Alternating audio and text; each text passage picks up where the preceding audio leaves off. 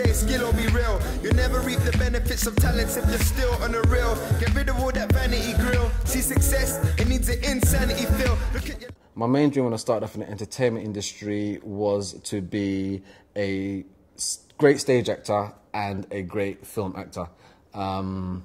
Playing many different characters that had nothing to do with me, had nothing to do with my background, different accents. I was a bit of a Dick Van Dyke kind of person because I grew up a long time ago, right? And watching a lot of Disney things and musicals on TV. So for me to be an actor, that's what was important to me, you know what I mean? To be able to dance a little bit, to sing, to be a showman. That was my dream and desire when I was younger. As far as being an actor is concerned, that it's a really weird dream because it's a dream that becomes a reality and then you strive for it, but then circumstances of your life sort of dictates what choices you make. So for me, I also had a passion for teaching and sharing the skills I had and encouraging young people to pursue their selves artistically and to grow artistically as individuals, be it if they want to become famous or if they just want to do it as a hobby. That was one of my passions, is always to work with young people. And that's what I managed to do. I managed to cross over. You know, it's like the first thing I did when I was younger was I used to go drama club like miles from my house. And then at my mum's church, I used to direct and write shows for the other little ones and stuff like that. From there, that's where it sort of took off. My sort of natural flair, talent for becoming a workshop facilitator. And that's when it all changed, because when I went to drama school, did my whole coming out of drama school, okay, and I'll do some fringe shows, oh, there must be something around I can do. Oh, I'll go to auditions and you go in a room and you see 25 black guys just like you talking about, oh, you were great in Crime Watch, or you were great on The Bill, you know, you're a great villain. And you're sort of sitting there thinking, hang on, this is just a casting for me to put my face in the mud, you know? And then you kind of realize, well, you still got to stay in the art, you know what I mean? That's what I want, to stay in the art, and that's why I went into facilitation. Like went back to one of my old drama workshop places I used to go to, one of my old theatres, Oval House Youth Theatre. Went back there, started doing workshops from there, and it just took off. You know, managed to take my work abroad, working with marginalised groups, all kind of groups. So my dream changed, yeah, but I'm still in the arts. I thought it would be more welcoming. I thought the entertainment industry would be a kind of place where you could go pick and choose exactly what you wanted to do, and the doors would be all open for you if you wanted to put the work in.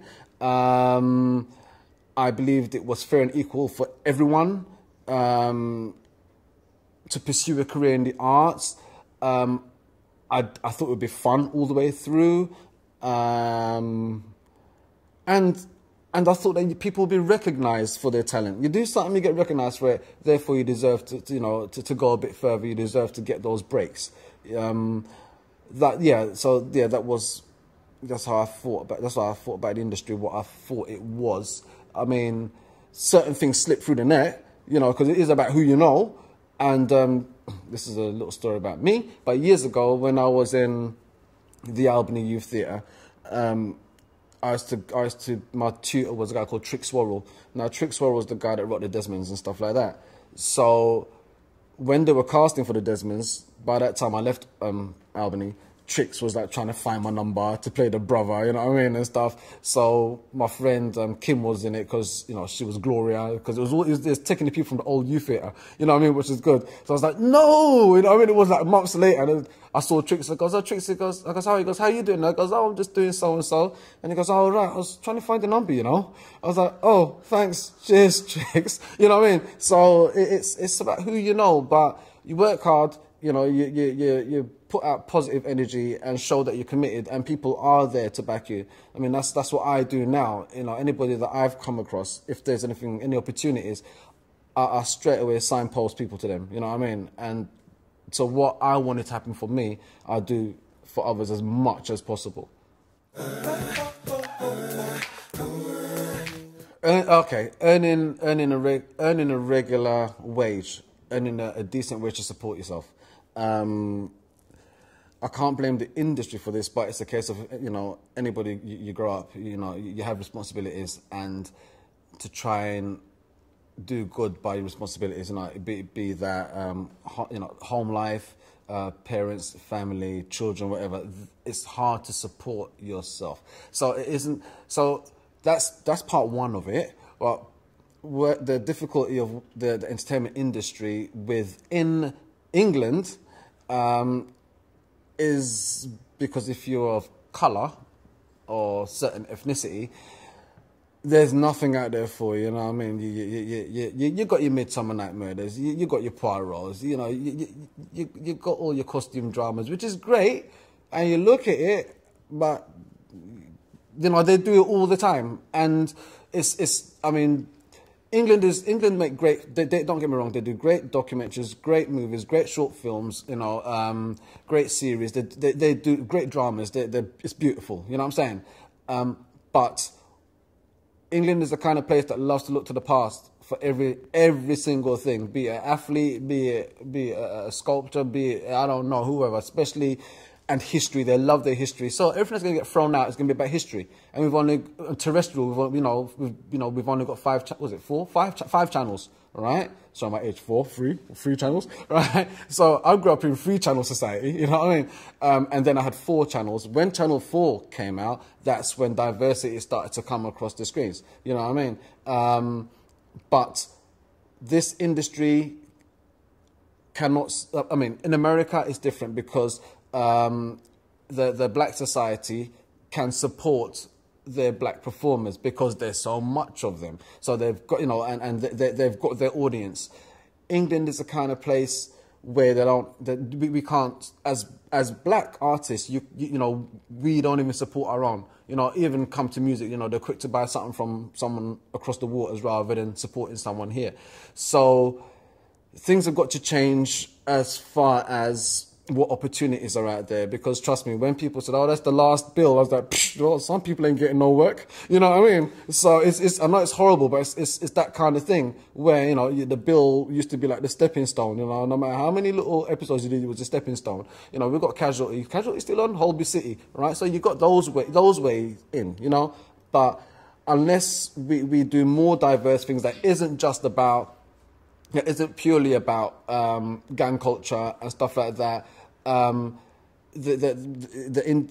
going to be difficult for people, and that's the problem with the arts and performance arts within this country. If that's what you want to pursue, you understand? Because when I see certain things that used to hit TV screens, and I think, okay, who's producing that, right? And for me, I'm like, well, if you get someone not of that nationality, of that heritage, to overlook what somebody's putting out there, which they may say is funny or gripping or whatever, what you're going to get is lip service, you understand? So the real people that are watching something don't quite get it. And until those people open the doors for, if it's the black culture I'm talking about, to have a black cultural figurehead on top of that, overseeing the work that's meant to be representing that, then the work ain't going to get it better. You know what I mean? People are not going to invest in it. We're just going to be doing gangster thing. You know what I mean? And the flavour of the month.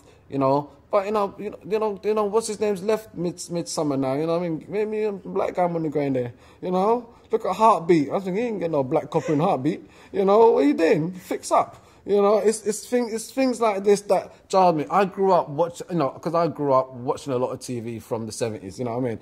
And like thinking to myself, there's not a place for me there, you know? I grew up at a time when as soon as there was a black face on TV, the whole family stopped, looked at it and talked about it. The whole community stopped and talked about it. Did you see that black guy on so-and-so, right? And then it just turns quickly till, oh, they're not that good anyway. You know, you start turning and cussing them. You know what I'm saying? But now at least it's more diverse. I mean, it wasn't even that long ago when people were making a fuss about a black guy in, was it McDonald's or Pizza Hut advert? People, you know what I mean? I grew up thinking, don't black people, you know, get mortgages? You know, it's like put a black guy in the ad. You know, it's simple little things. But that's what I mean. They've got to open the doors, right? I'm not saying it's not a racist thing. You know, it's just what sells and who's buying. And if you're in England, you know, then you want to sell stuff abroad. That's why you got to do your costume dramas and rate-a-tear-tear for brides and no black people get married, right? So, yeah, that's it, basically, yeah. Highlight. Okay, because my career changed, all right? From performer to facilitator, I must say the highlight of my career is the work that I do in Beirut. There was someone that saw me work and she brought me into this company called Cast. And that's run by an actor called David Morrissey. And so what we do is we go to Beirut and work with the Palestinian refugees, and we share our work with the teachers to show how you can bring arts into the classroom. So, you know, I've been there like three times now, and that for me is the highlight. It's when you go, right, there's something deep and meaningful behind what you're doing. Even though it happens, don't get me wrong, it happens here in England. It happens for me here in England and London. But it's for me, that was one of the highlights for me, because you're in a country where they don't really speak a language. They're just about learning English, and it's that trust and sort of reaching out to people in ways that they've never been reached out to before. So that, yeah, it's been my highlight. I'm trying to think, has there been a highlight, another one in this country that I should actually think about? There's been many in this country, but too many to start reeling off. Work hard. Write your own stuff. Get a tight network of friends that want to embark on projects with you. Sell your project, sell your product, make your brand. Do it yourself, all right? Be recognized for what you can achieve and what you can do, and knock on doors. Once you're recognized, then you'll be picked up, you know. So so advice: don't sit back and expect people going to do it for you. Don't sit back and think just because I'm in an agency I'm going to get work. You know, just because I've done one episode of Tracy Beaker, you know what I mean, I'm going to be loaded for the rest of my life. You know what I mean? Just because I eat one McDonald's burger in an advert. You know, it don't work like that. You have to work hard, and you mustn't stop working. You know what I mean? To make it, you have to keep working. As an actor, your body is your tool, and your craft, you know, your craft will make you. You know what I mean? And as soon as you sit back in your laurels and reckon you don't do nothing, it ain't going to work. On top of that, I'm sorry, but America, people's just got to go to America. You know, I know many people that have said, you know, I'm going to LA. I'm going to LA for a month, just to try it, to see. And I'm just saying, good on you, do it, because that's where you're going to get the work.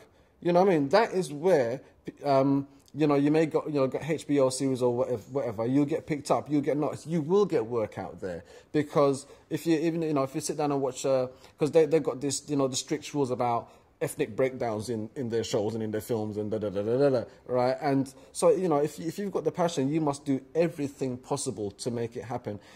Not, you know, any country you wish to go to, you should try it. Don't just stick with England for the industry to make work for you. You know what I mean? If you've got a dream, you've got to go all out. You know, and you have to be selfish.